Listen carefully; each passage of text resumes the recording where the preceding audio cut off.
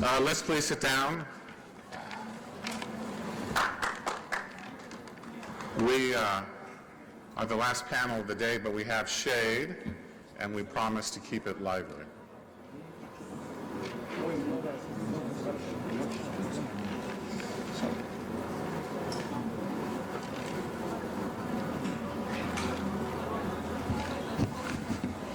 Okay, good early evening, all of you. I'm Donald Jensen, Senior Fellow for the Center for Transatlantic Relations here in Washington, D.C.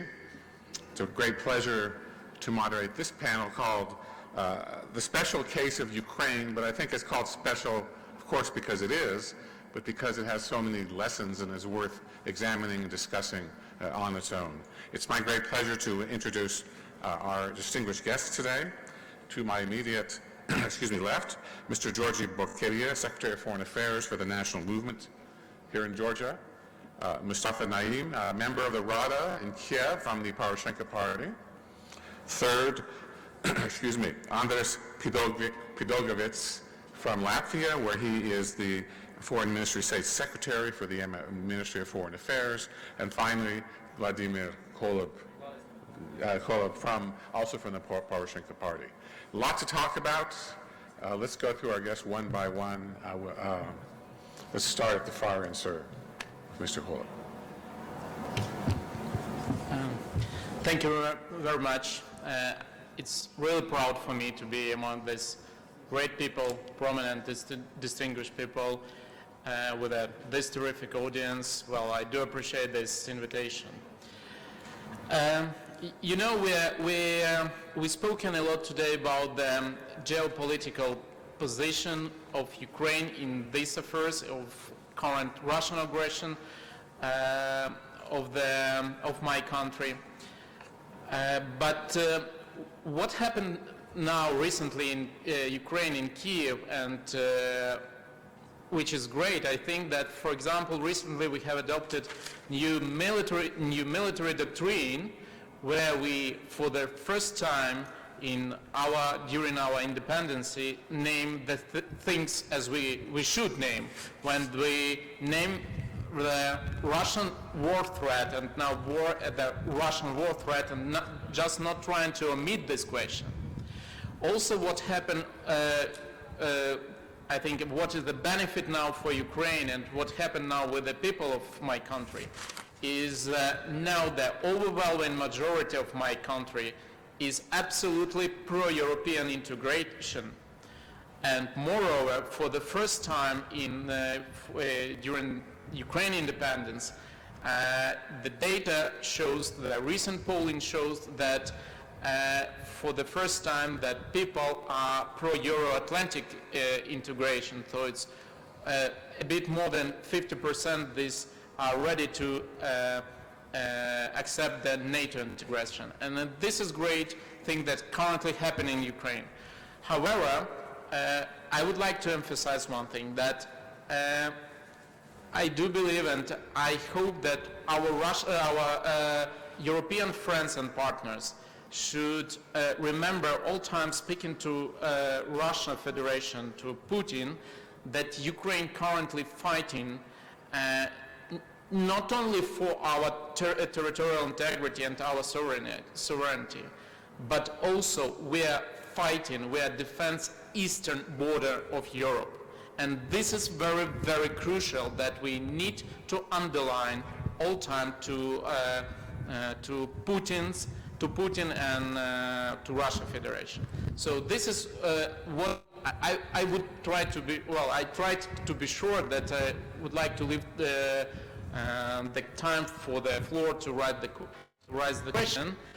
But this is the points that are currently happening in Ukraine. So thank you very much. Thank you, sir.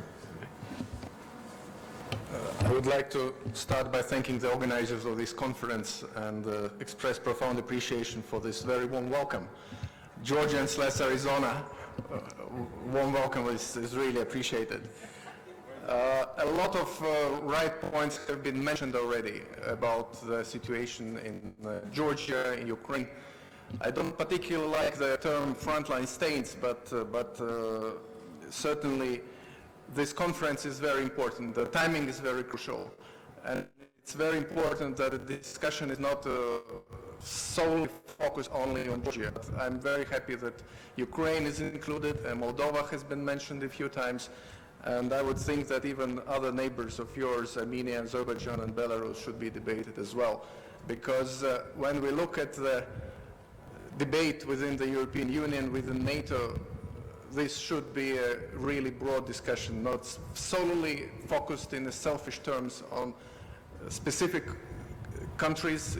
Of course, Georgia is a host of the conference, but I think the bigger picture should not be forgotten if we are really talking about the whole European continent as we see it, free, peaceful, and democratic and prosperous. This is our vision, and I very much in line with my predecessors who spoke very eloquently about the common vision, but we should not forget that those ghosts of the past, this vision of the spheres of influence has not died. It hasn't died in Moscow, but it hasn't died in some intellectual circles, in some political circles in Europe as well. So I think this comprehensive discussion is very important. When a lot of parallels have been made between the Baltics, Georgia, Ukraine before me. I think some of them accurate, some of them, of course, could not be copied in every situation. But when it comes to Ukraine, I think one of the comparisons with the Baltics is similar. In the 90s, when we just regained independence, we were told by our Western friends, you are brave, you are proud nations, but you have weak states. And I think this is still very much the fact which we have to recognize in the case of Ukraine. And indeed, we have to do utmost in this very difficult moment to support the Ukrainian state in nation building, in strengthening the governance, in fighting corruptions, in supporting decentralization, sharing best experiences. And in doing this, I think we should be less emotional. I think emotions have been a bit too much in some of the previous panels, but as dry, as practical, as concrete as possible. Because the evolution is in the details, and details matter. And maybe we don't have the grand strategy, grand vision right now, but at least we have some action plans. And I'm speaking as an outgoing EU presidency. We tried really hard within the last 6 months to focus the attention of European leaders on the situation in Eastern Partnership 6 countries. I know that this is not the perfect grouping. I know that we have agreed to do as specific programs, partnerships, as tailor-made programs in the coming couple of years with each partner. But my advice would be not to ruin the whole concept at this point. It might evolve gradually in a couple of years in something more profound, but don't think that immediate upgrades will happen in with Georgia or with Ukraine in the coming 6 or 12 months. It should be a gradual process. We have action plans. Every European Parliament except Greek has ratified DCFTA's association agreements. We have done it in record time, in 16, 18 months. This is fast for Europe, and I think it is important to keep this track. So I would think that engagement with the neighbors, Azerbaijan, Armenia, Belarus, even if it's very difficult, is a very, very important. DCFTA has been mentioned a few times. I think that it is one of the key for the success. And this agreement should not be compromised in Ukraine, in Georgia, in Moldova. And to many Europeans, success of DCFTA will be a litmus test, how we progress forward. Visa waiver with Georgia, Ukraine has been discussed. We very much hope that we will succeed by the end of the year. But again, this requires a lot of concerted effort by the governments, by the parliaments, by the civil society. And it's great that we have this conference here today in Tbilisi, but I want to share a little bit of personal frustration. during the Latvian presidency in the European Council. We organized more than a dozen of conferences in skeptical EU capitals. And I wish we could have more Germans and French and Italians and Spaniards in this audience today. And unfortunately, very often, diplomats from Ukraine or diplomats from other Eastern Partnership countries were not active. They were not speaking out. They were not expressing their own vision of the developments. And I very much agree with what Speaker of the Parliament said in the morning, that education of your countries in Europe is still needed. Ignorance is profound. Sometimes it's an excuse, but many people outside, further east, further west of Berlin, have no clue what is Ukraine still. It sounds maybe too dramatic, but this is fact. At the best, many know that this is a swing state, but they have huge gaps of understanding. And in that sense, I think this gradual approach with gradual concrete steps, including visa liberalization by the end of the year, will make a difference. And therefore, I think funding for the defense is important, but funding and involvement of the best and brightest people in the Foreign Service in interagency dialogue is as crucial as possible. I represent the Latvian Foreign Service. I have worked for 22 years, and I'm the 4th Secretary General of the Foreign Service in 25 years. I think this is an indication how consistent has been the service. Ministers went and go, but civil service stayed, and diplomats stayed. And I agree with my predecessors talking about the moral imperative and important public relations and diplomatic skills. All those talents have to be involved and engaged in your foreign policy advocacy work. So I want to be with those who believe that we have a strategy. At least we have a plan how to go together. U.S. involvement is important, but it's very important to continue this work, and DCFTA visa waiver are the most concrete achievable goals for the coming months. Thank you. Mustafa. Thank you very much for invitation. Today many things was told about Ukraine. I'll start from my own story. The thing is that I'm originally from Afghanistan, and my country was occupied when I was 8, and after that twice in my life I encountered the same situation. Second time it was Georgia. In 2008, as a journalist, I covered this conflict here, and I remember everything, every moment of that war. I remember how many hopes were in Georgian people on West partners. And the same thing I encountered in our parliament when as a parliamentarian. We faced this war, the occupation of Ukrainian territories. And what I've learned about these 3 wars, 2 things that will form the end of this war. One of it is how precise and decisive is leadership of our countries. That's why I'm a little bit disappointed by words I've heard today from leadership of Georgia, which were very soft about Russia. And we see many points of Georgian government about non-delivering Ukraine vital weapon from West, and it is very, very upset. We are upset about that. The second thing I think will finally solve this problem is that how we are united around reforms in our country. And you have 3 examples of that. Afghanistan was not united, they were not precise, they were not decisive, and you have the consequence we have.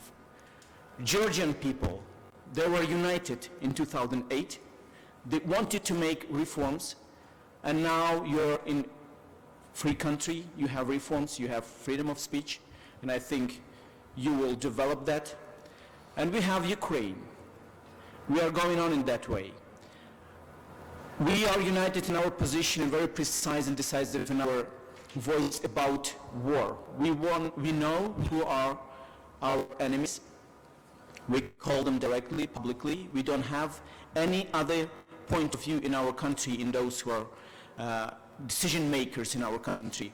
Who are enemy of Ukraine? This is Russia. It's not about, some rumors or about some talks. It's reality we see in our country every day. But unfortunately, we have different points of view on reforms. And I would like to talk today about that issues. And exactly in that issue, we need help from Western people.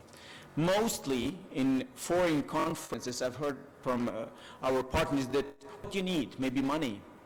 Yes, we need money. But much more than money, we need your efforts to push our government to be united around reforms. And it's very ridiculous sometimes when I heard from our foreign partners that, come on, Poroshenko is not doing reforms or Yatsenyuk not doing reforms, but you are financing them. I mean, this is reality. Ukraine now needs money of Western countries and institutions. And now the struggle we see in our country is among those who doesn't have will to make reforms and those who doesn't have experience to make reforms. Young people, young generation, we don't have experience. We don't know how to run country yet.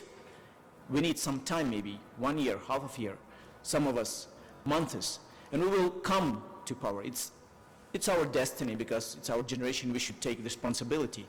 But from the other side, every day have very high price. And our president and our prime minister, they are really better than we had before. It's true. But they have still the same sins of system which was developed after Soviet Union.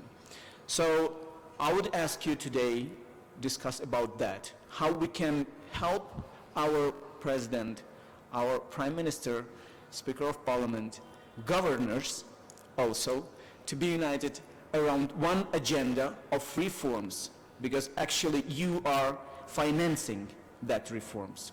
Thank you. Thank you. George. Sure. Thank you so much.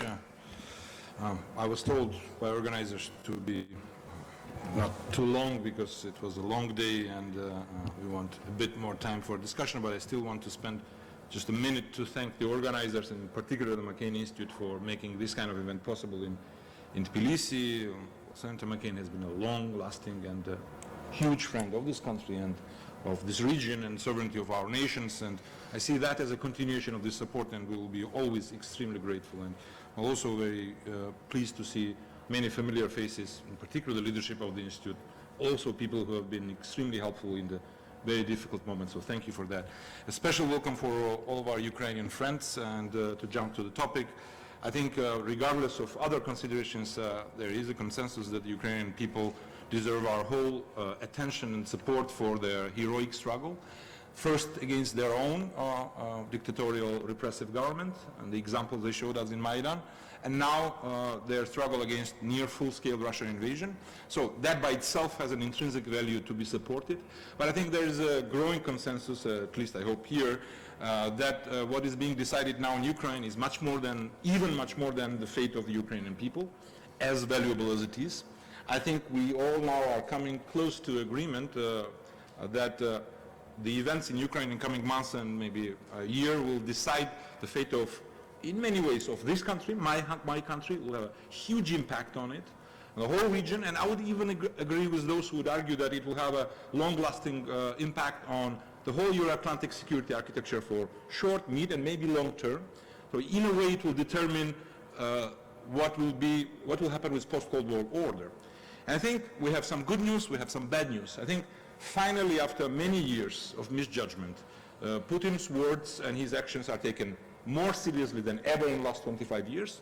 And we remember all that as early as in 2006, I believe, in Munich, he was very articulate about what was his real goal.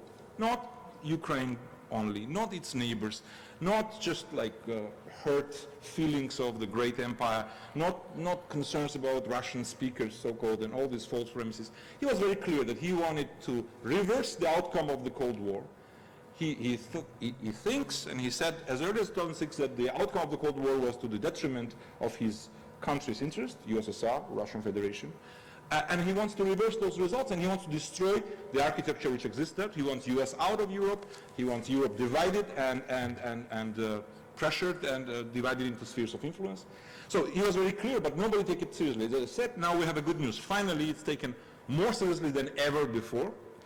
To continue with good news until I jump to the bad news, unfortunately, is that we have sanctions against Russia from EU, from US, from countries unthinkable maybe 5, 6, 7 years ago, unfortunately.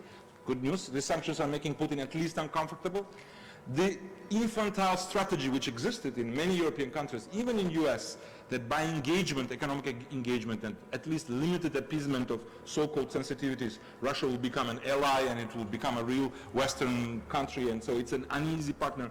This strategy is, if not destroyed, but it's in tatters, so it's hugely damaged. It's also a good news. Finally, we hear from leadership of the Pentagon the words which are very encouraging, that Russia is considered as a major, if not top threat for security of the United States. Again, a shift which is very welcome. Good news in Ukraine, despite all this amount of pressure, economic hardships, disastrous legacy of post-Soviet years in Yanukovych, and full-scale Russian military aggression and all those things, and infiltration of security structures before Ukraine is standing and fighting. There is resilience to fight back, and as the speaker here noted, in public opinion mood, it consolidates the pro-Western Ukraine mood. It's now pro-NATO for the first time in many years. So those are all good news, giving us ground for optimism. But unfortunately, we have huge bad news too. As I said, the Putin threat is, and the Kremlin threat is taken more seriously than ever. The strategy, the previous infantile strategy is over, but there is no new strategy, as it was noted here extensively, unfortunately. The Riga summit and the Wales summit of NATO, respectively, some good results, and I'll come back to that, but on fundamental issue of Ukraine, Georgia, and others, roadmap towards eventual NATO and EU membership, not quick, but eventual. There was no signal on the roadmap. The signal was, in that sense, negative. The Wales summit finally started to consider Russia as a military threat, and some encouraging steps by allies were made for contingency planning, but no clear message, as I said, on the membership and on non-NATO member countries. What's the strategy? Very welcome news of the training center in Tbilisi. Important, but not sufficient. No substitution for a vision, for final vision. Again, we hear still the statements, one famous statement, as some of you might remember in this country at least, that we can walk and chew the gum at the same time when it comes to Russia, that it's still an important partner on many other issues. It was already mentioned, the no delivery of weapons to Ukraine, defensive weapons, a very destabilizing step. It reduces the ability of Ukraine to resist Russian fighters. It sends a very dangerous geopolitical signal to everybody.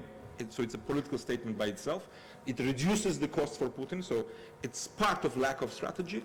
And finally, we hear alarming speculations about how Russia can use its bargaining chips in Syria. With a huge crisis of refugees in Europe, understanding how difficult it is for European democracies to cope with that, there is a logical consideration, as we hear from competent observers, to solve the Syria, or not solve, but like put it in some kind of order. And for that, Assad now looks irreplaceable, and for that, for engagement, Russia is needed. Again, I hope this speculation will never materialize, but unfortunately, our job is to assess the worst case scenarios. If that could happen, if again there will be a consideration that Russia is an important part of that solution, and if there is kind of relative stability of the East, on the eastern front of Ukraine, there is talk that there can be a consideration of easing the sanctions. So, to continue with negative news, if that could happen, or even if there is a continued perception, and we all know perceptions sometimes are more important than facts, that the status quo of Russian action in, not only in Crimea but in eastern Ukraine is accepted, and there is no longer fundamental confrontation, which we don't see now, that will have a devastating effect not only in Ukraine but in Georgia and elsewhere. I still believe that because of heroism of Ukrainian people, they will not surrender, but at least it will send a shock signals elsewhere. It will weaken the projection of Western power in the whole world. And again, I'll say the most unthinkable thing which have been mentioned. it was already said in 2008 when the Crimea was named as the next target, many friends of ours thought it was unthinkable, unserious, it was fear-mongering. Now we know if Putin wins or partially wins this gambit now, he will continue to challenge the Article 5 country next. He will try. It's his goal. He will not stop. He never have stopped. So again, not to be all doom and gloom. Again, I think the resilience of Ukrainian people gives us hopes. And this difficult situation is also an opportunity to make Ukraine a place, together with all this region, where Putin and Kremlin will be defeated. But for that, there's a need of strategy, not just plans.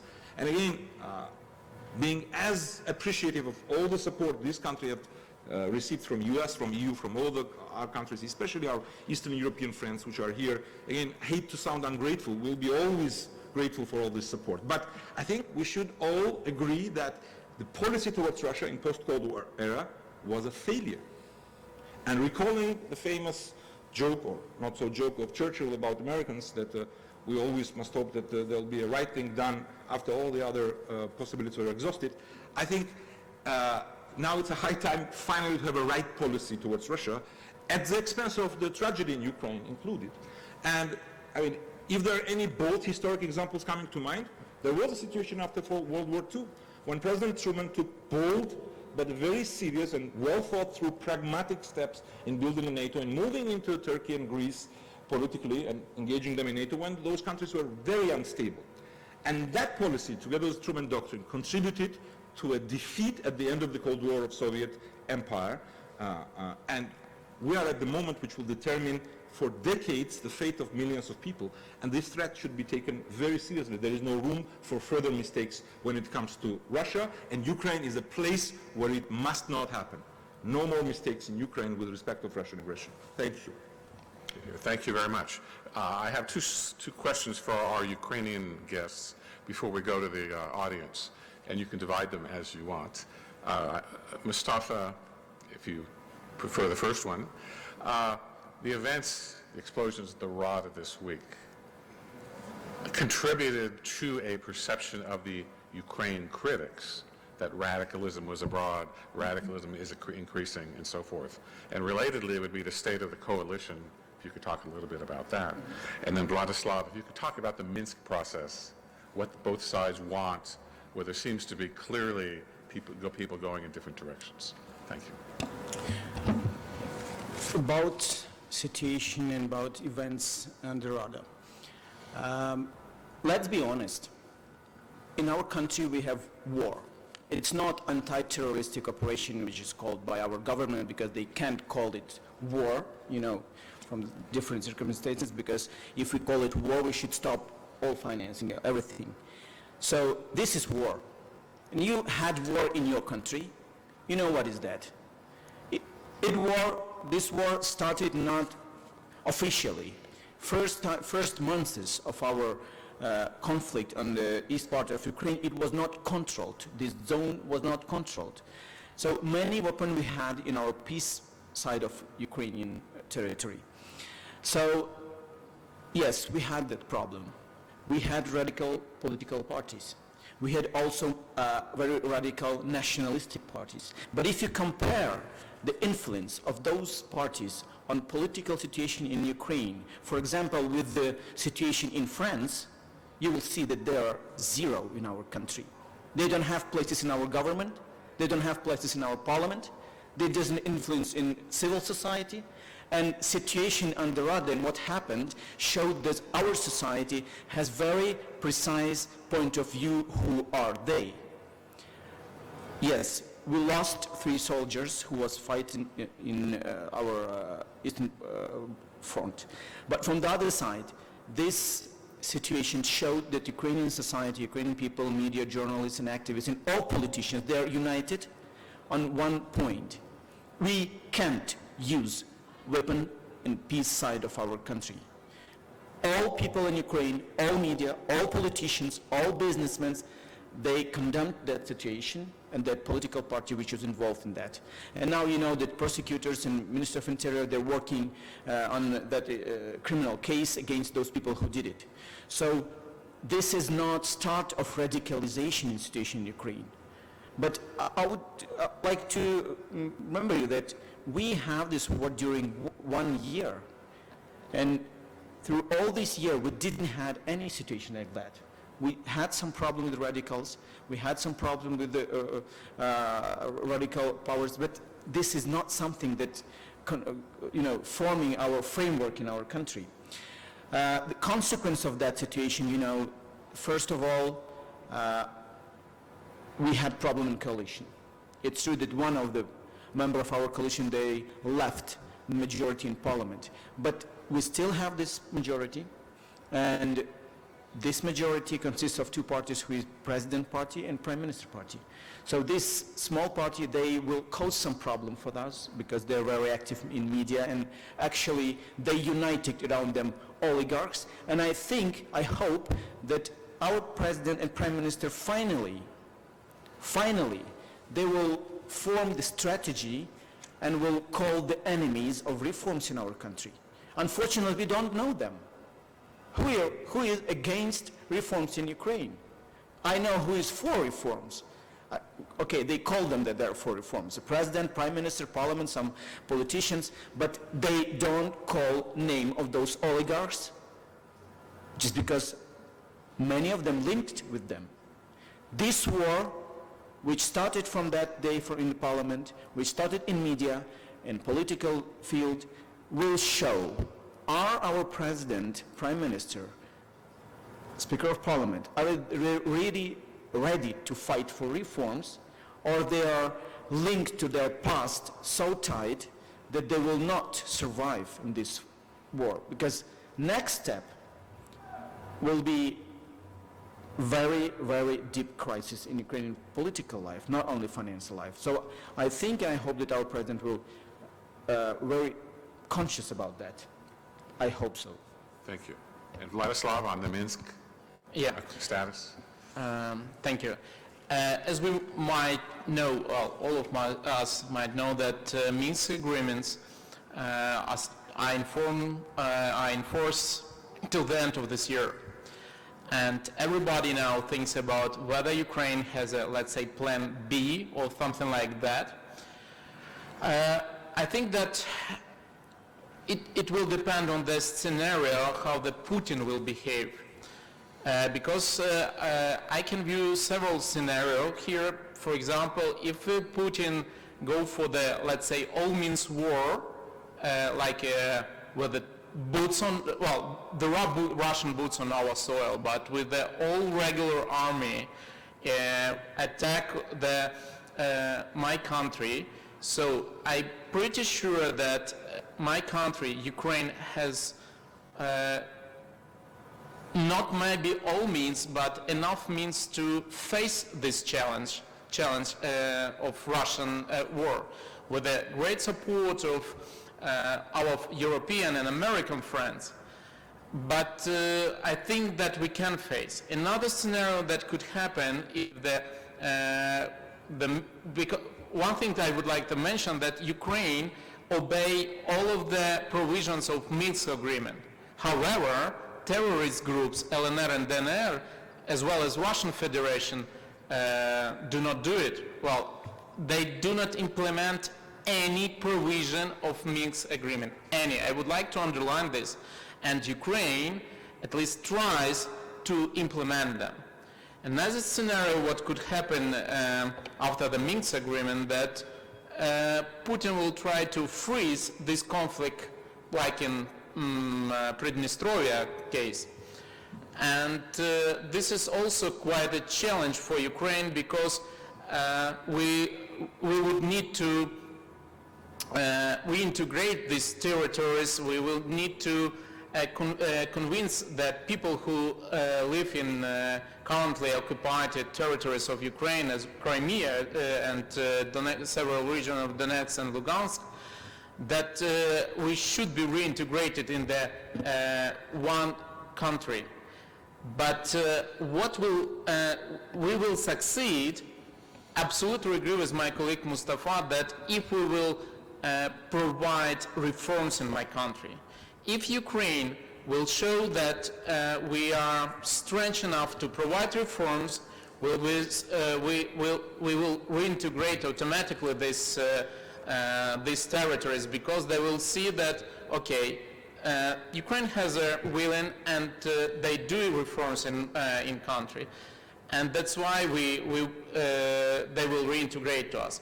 So I think that the main challenge that Ukraine will face after the Minsk agreements, I don't know whether it will be another agreement, Minsk or any other agreement, but what we absolutely need to do, of course with the support of our friends, the reforms in every domain of Ukrainians, in Ukrainians' life. Economic reforms, legal enforcement reforms, prosecution reforms, military reforms, any reforms, we need to do it. Otherwise, we will face not only external crisis that happen now in the eastern part of Ukraine, but also, and it will be more dangerous for Ukraine and the whole country, the internal crisis. Thank you. We have about 20 minutes for questions. There are 2 microphones there. And please give your name when you step up. Thank you. Bogdan. I have one question to both of you, Ukrainian colleagues and Georgian. When I visit the Ministry of Defense in Kiev, the National Security Council in Kiev, I meet always experts from Georgia, so this is a good contribution of Georgian experts to Ukrainian security policy. But of course, we are aware that the contribution of the West, also of my country, Poland, to the security of Ukraine is very weak. There is a coalition of countries that contribute more, and there is a coalition of countries that don't contribute anything. What are the instruments, what are the tools that could be used by, let's say, those who are in favor of supporting Ukraine? Better tools, better instruments to convince those who are not convinced in the West.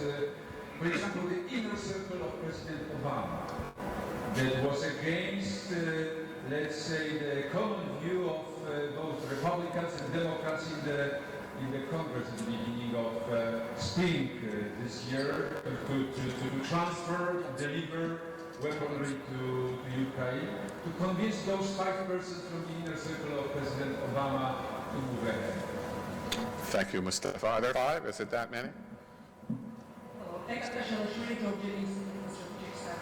have a follow-up question on the implementation of the Minsk agreement. I guess one of the scenarios that we haven't talked about and reflection of our Ukrainian friends can be very interesting is something that Peter mentioned in his introduction. We hear already during these days too much talk about positive implementation of Minsk agreements, too much talk about that, with a very sensitive stabilization perhaps that is happening. The French president went as far as declaring today that he's very satisfied with the way of implementation happens, and Paris could be the country that could advocate, if the Minsk agreement will be fully implemented, for lifting the sanctions that are imposed against Russia, without specifying what he meant in the sanctions, without not including these vision sanctions that are Crimean related as well. So my question is how that is reflected in Ukraine when we have a situation where we have very fragile implementation of Minsk agreement, and by the way, it's not that Minsk agreement expires after the end of 2015, it's whether or not it is being implemented as it is prescribed to be implemented, and if not, who will be held responsible for the implementation, and what will be the political ramifications of that. So in this scenario, when end of 2015 is closer in terms of the time frame, we see Ukraine is being pressured to go ahead with very sensitive issue of decentralization. We hear the big capitals of the Western Europe are talking about the possibility of lifting sanctions. Even in imaginary scenario of any positive implementation of, in a sustainable way, also of the Minsk agreement. So how is this reflected in Ukraine, which is in a very fragile situation as of now? The cooking up of any deal that can go behind the interests of Ukraine. Do you see Ukrainian society can accept that, or Ukraine can backfire if that happens? And if you think that Western powers are really appreciative of the fact that acceptance of appeasement to the way how they de facto control of Russia and taking Ukraine like hostage, basically, if that happens, will be acceptable at all by the Ukrainian society, even if that can be pressure upon the political elite of Ukraine. Thank you. Mustafa, you had the first question, second question. About contribution of Georgians and our Western partners. Georgian people not only contributed, not only experts in our Ministry of Defense, but also President. So we thank you for Mrs. Saakashvili to our economy, actually, and our public political life, and also, and even more, for Ekas Guladze. About Western countries and contribution of them, I think the biggest problem is that all Western countries, and we should be frank with that, the strategy of Western countries is to satisfy Putin. Everything they're doing is just satisfy him, to make him calm down, not to defeat him. It's not something about fight. Listen why and what they're telling us. First of all, in 1994, we agreed to demolish all our nuclear power, 2,000 missiles. 2,000 missiles, nuclear missiles, because Western countries asked us. They didn't have war, just asked us, please do that because it is a very good idea for the world. And now we can't even ask them to give us one gun. It's ridiculous. And they are guarantees of our sovereignty and integrity. United States, Great Britain, and why? How our leadership can prove to our people that Western countries really want to help us, but not to deal with Putin. It is very, very hard and difficult. And Western countries now putting Mr. Poroshenko in very dangerous situation. Because just imagine that we really did adopt this constitution, and Putin didn't stop. He's going farther and captured some city. What people will say to our president? That he betrayed him. And why Poroshenko now is doing that? Do you know the real and the most important argument of Mr. Poroshenko in parliament why we should adopt this constitution? Not because of Putin, not because of war, but because of Merkel and Hollande. Because they asked us to do that. Because this is the guarantee that West will help us. But what help we need? Money? Yes, we need money. But we should defend our country. We should defend our territory. All success of our president and our country depends on those guys who are now dying on the front line. It's not about reformers. Just imagine that we don't have army. And Putin didn't stop in Donetsk, and now he's in Kharkiv. But what reforms we can talk about? And now the president, chief of commanders should come to the front line and say to them, you died. We'll 6,000 people. But we should have this compromise. Just because we need reforms, and we should put this option of status of Donbass and Lugansk regions in our constitution. It's very dangerous. Next step, we'll have a very big problem of Mr. Poroshenko on front line and our prime minister too. And that is the consequence of very soft, not precise position of Western countries. Sanctions is very good, but sanctions doesn't stop people's corpse to our cities. It is very hard to explain to mother of soldier who died that, we should wait 5 years till Russia will be defeated because they will not have money. Because Western countries put them some sanctions. It's very difficult. So my advice to Western countries, what to do and how to, just imagine what can happen. Look at Greece. I'm not talking about economy. I know maybe it's not tactic, maybe it's not good comparison, but Greece really is member of European Union. But if you compare the help and the resources, financial resources that was provided to Greece and to Ukraine, you will see that the Greece received $250 billion. We received $25 billion. And you know that Greece government is pro-Russian. They are not pro-European. Our people are dying with the flag of European Union, not only Ukrainian flag. And now our people really support European direction of our country and leadership. But this is today. Just imagine that next election, local or parliament election in our country, and the leadership of our country will change.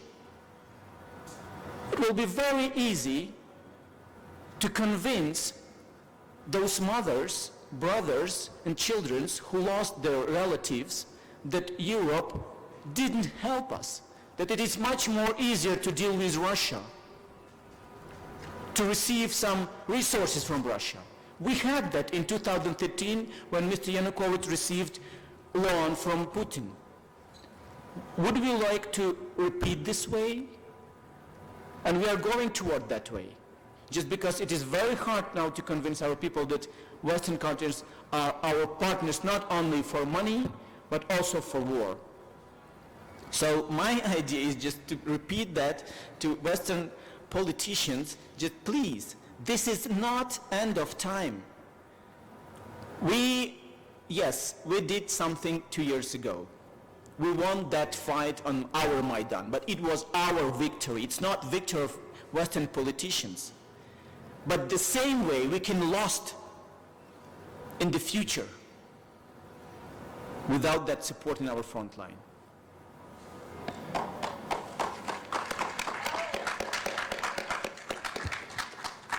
I think that Mustafa already answered somehow to your second question. But for me personally, I was really frustrated to hear the news that Olan said that the sanctions could be lifted. Because the problem is that if Putin feels that the sanctions soften a little bit even, that the sanction will soften a little bit, he will immediately move forward, understanding that he could cope with this, so that Europe and could lift the sanction on him. That's why I was talking all the time that we already raised this question this morning, that, for example, I do believe that we really need support, not only, as Mustafa said, on money, but we really need weapons from our friends, because we really need to fight for Ukraine and for the European Union, because we fight not for only my country, as I already told, we fight for the European Union, because I'm pretty sure that Putin, if we will succeed in Ukraine, he will not stop in Ukraine. He will continue in Georgia, might be, hopefully not. He will continue, might be, in Baltic state, hopefully not. But we fight for our country, and we fight for the European Union. Sir. To be again very brief, I'm in no position to evaluate the challenges with reforms in Ukraine, but I can say based on our experiences that if there would be a clear message of the roadmap towards EU membership or NATO membership, the security assistance, that would be an additional and effective leverage in domestic debates with respect of painful decisions to be made. But the absence of that is not helping the reform agenda domestically. But again, I was myself very alarmist, and I think legitimately so, in my intervention, and quite frustrated with lack of strategy, as I said. But on the other hand, I want to shortly address, based on Minister Klich's question, on what should we do to convince President Obama or somebody else. Again, I'm in no position to have any competent answer on that. But what I can say for sure is what we shouldn't do. And here I would even slightly disagree with Mr. Sikharulidze, who was speaking here, saying that it is an unsolvable propaganda issue that West doesn't want us. I think that attitude is dangerous, and that's what sometimes our government officials off the record say. What we shouldn't do is we shouldn't contribute to this difficult situation by a not only defeatist, but completely politically schizophrenic strategy that our current government has. I mean, declared concept of the current ruling coalition was that Georgia should not be a problematic issue in a relationship between West and Russia. That's not my interpretation. That's a written manifesto that they issued, and they've been more or less implementing this. We should not pretend that there is a progress where there is no progress, like in our relationship with Russia, and we should not boast that we have followed the advices of some of our misguided good friends that engagement and cultural dialogue will bring us progress with Russia, and that by pretending that there is no problem, by not shouting about the problems, this is a solution. This is the strategy, at best, which our government has taken, and this has brought us to a very dangerous situation when we are losing now in this psychological warfare. So we cannot just say that our legitimate or semi-legitimate frustration with lack of strategy justifies our inaction. Unlike Ukraine, we in Georgia now have a leadership who has no clear vision and beliefs on that, and that's very dangerous. For 2 years, there has been not a single bilateral trip by Georgian PM or foreign minister to Ukraine. This is a political statement, in addition to a scandalous and morally and pragmatically disastrous position of our prime minister with respect of security assistance to Ukraine when he said that he's against that. So we shouldn't prosecute pro-Western opposition.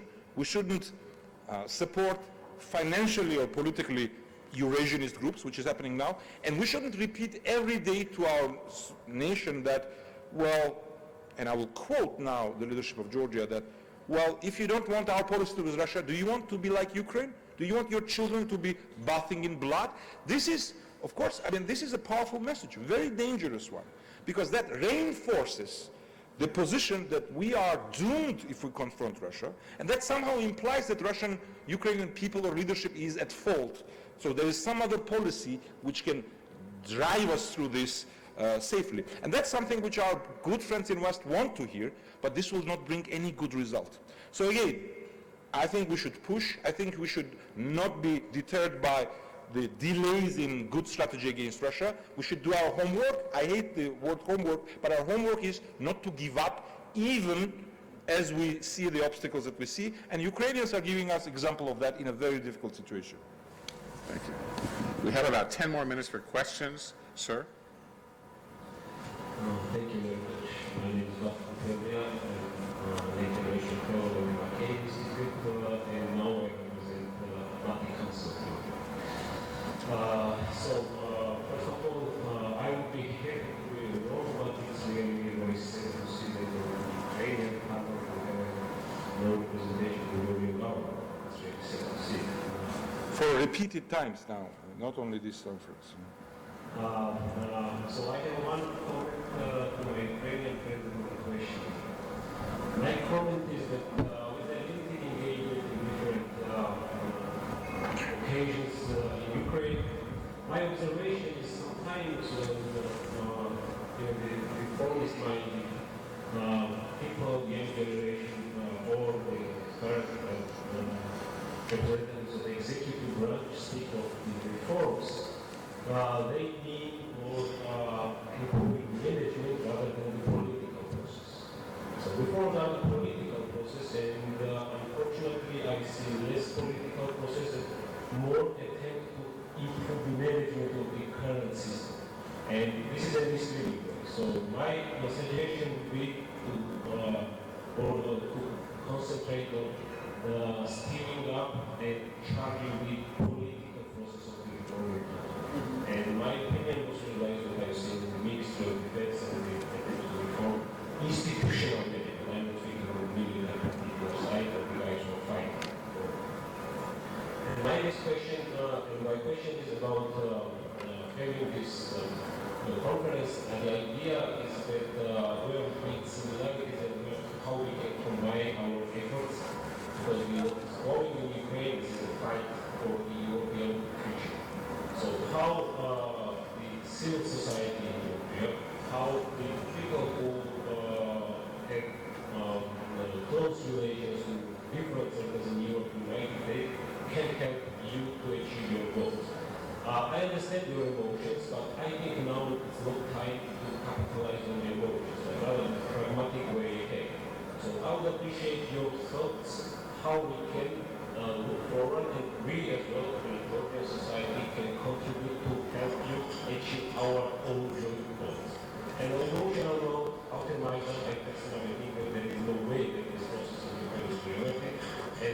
I know that they changed it. So thank you. Thank you. Thank you for your readiness to help us, and we really need that. Because first of all, it's not only about emotions, about political process, not only about management of current system.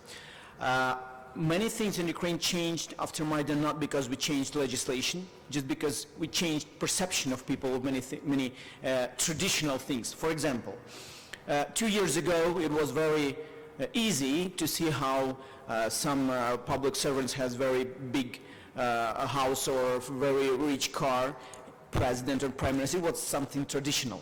Today, we have problem with that. I mean, they have problem with that. So, and people doesn't allow public servants to show their richness. Yes, this is the particular things that changed. What else changed? And it is very strong point. Ukraine, I would say, is first country after Georgia maybe, but I'm not sure. No, even Georgia didn't have that experience. We changed the Soviet Union tradition when people afraid of government. You had the same situation during Saakashvili. You know that, even that time.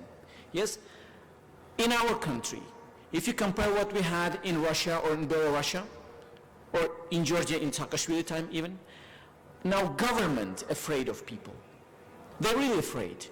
You even can imagine how afraid they today, every day, they try to satisfy people. They try to be kind. They try to like people.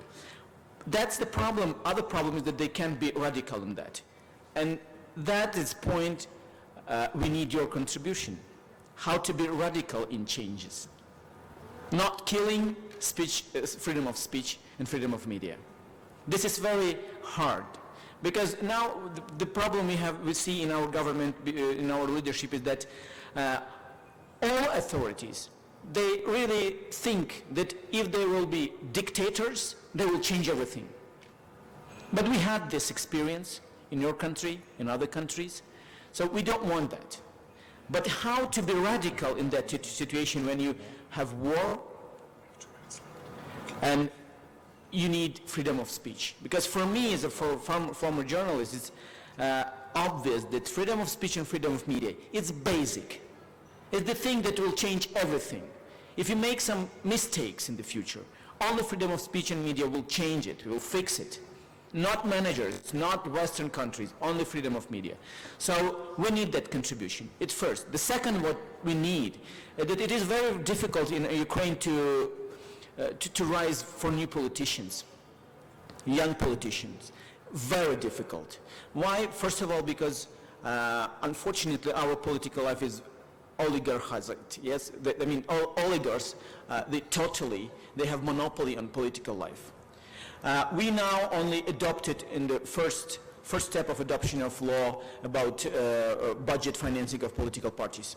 But I don't think we will do it till next parliament election, so we'll have next parliament election with the same same company, I mean the Poroshenko party, Yatsenyuk, Tymoshenko, etc.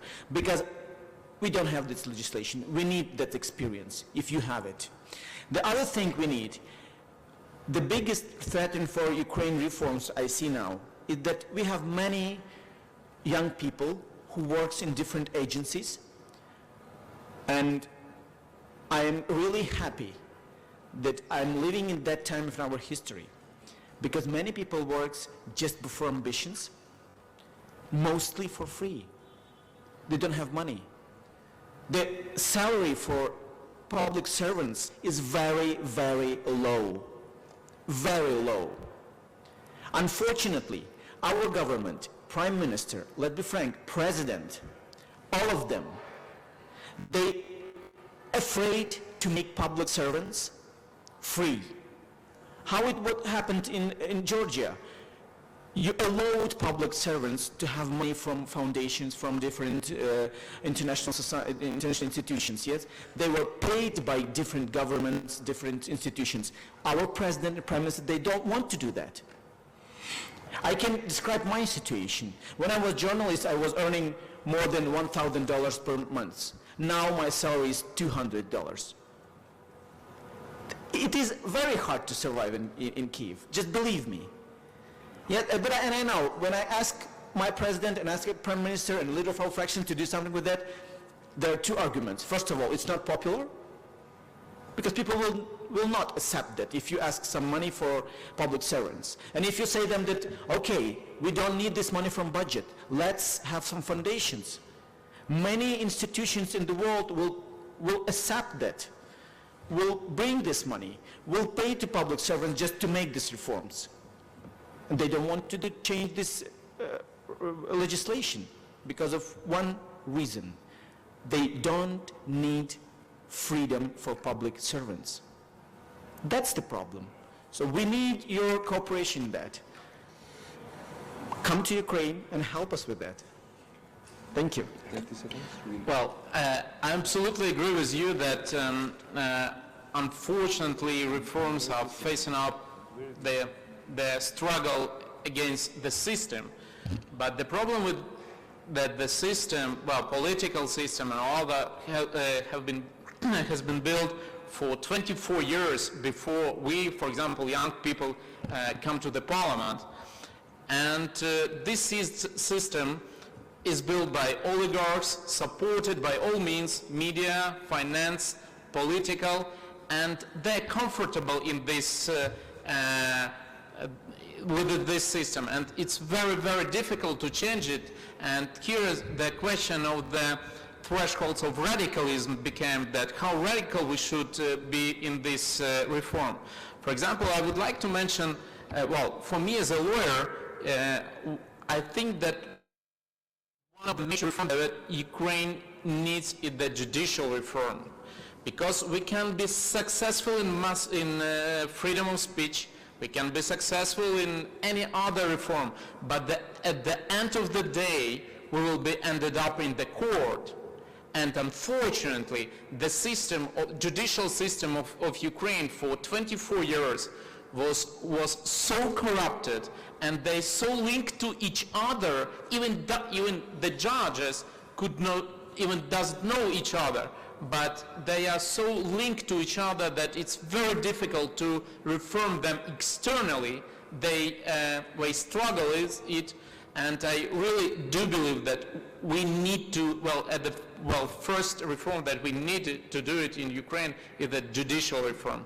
Otherwise, we will fail all other reforms. However, for example, Mustafa is sorry for disclosing this, is currently dealing very close to the law enforcement reform and police reform.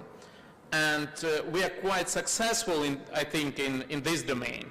But unfortunately, when the police try to enforce the law, at the end of the day, courts or judges are so corrupted that they trigger the police reform, and this afraids me a lot. Thank you. Well, unfortunately, we are at the end of the day. And let's thank our hosts, and this can be continued over dinner. Sure, of course. And I hope it will be. I just couldn't get the questions in, so thank you very much.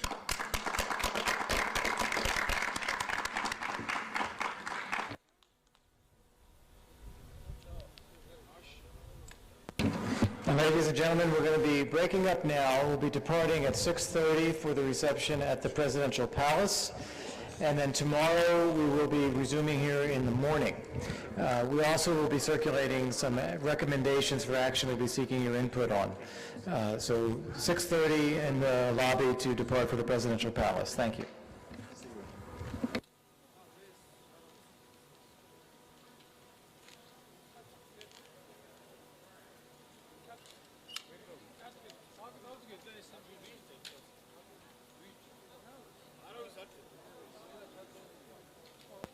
I'm sorry, departure is going to be at 6:15, not at 6:30. So if we could move promptly to the lobby for a 6:15 departure. Thank you.